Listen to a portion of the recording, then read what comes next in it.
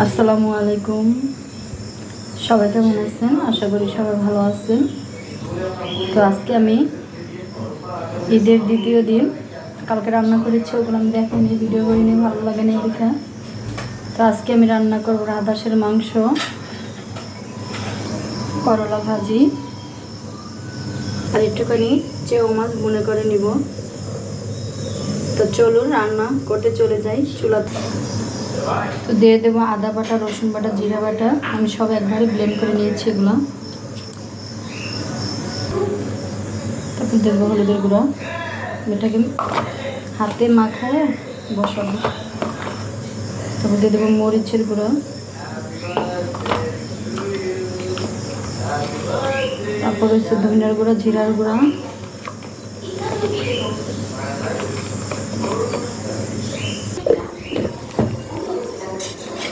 এগুলো আমি ভালো মতো হাতে মাখিয়ে নেব।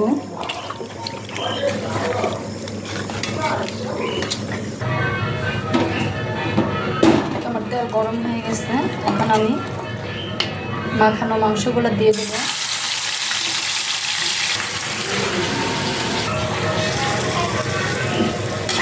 এগুলোকে আমি ভালোভাবে নেড়ে ছেড়ে একটু কষিয়ে নিব। হ্যাঁ আম্মু বলো, কিছু বলবা?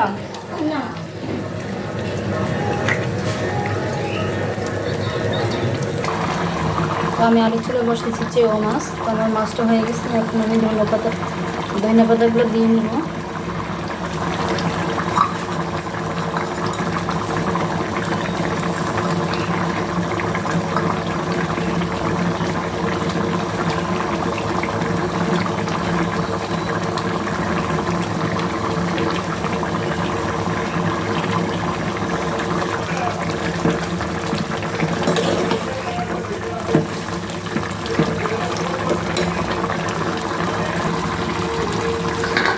তো এই তরকারিটা আমার হয়ে গেছে, এটা আমি নামিয়ে ফেলবো।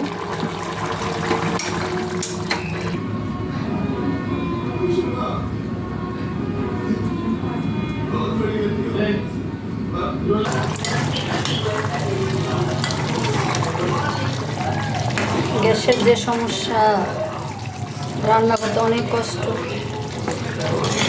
এখন ঈদ দেখে একটু গ্যাস আসে, তো সবসময় আমি সিলিন্ডার দিয়ে রান্না করি।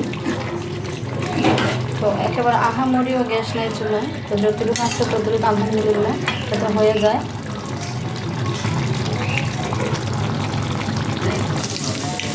তো এই চুলা আমি এই চুলা বসিয়ে দেবো করানোর মধ্যে। একটু রসুনটা সুন্দর করে ভেজে নেবেন। রসুনটা ভাজা হয়ে গেছে, এখন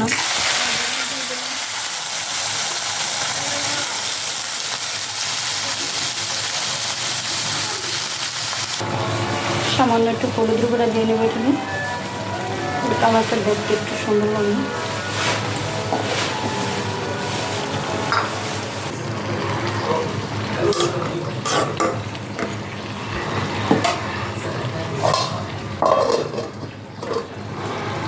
এখানে আসলে আমার রাজা হাঁসের মাংস, এটা কষানো হয়ে গেছে। আমি একটু পানি দিয়ে নেব। তো আমার মাংসটা কষানো হয়ে গেছে, আমি বেশি পানি দিব না, এটাকে আমি একটু ভুনা টাইপের রাখবো, তো হালকা পানি দিলাম।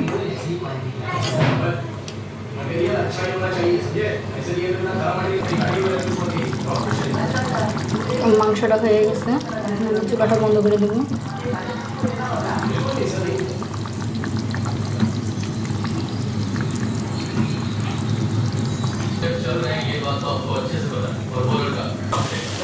তো ভাজিও আমার হয়ে গেছে। তো আজকে মতো আমার রান্না শেষ।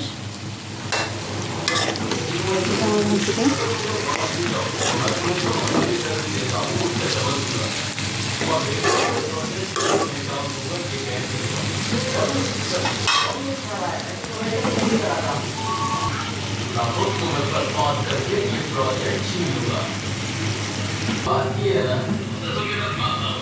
अब जो 2 किलो वही है तो बिल्कुल मैं तो मैं नहीं करूँगा।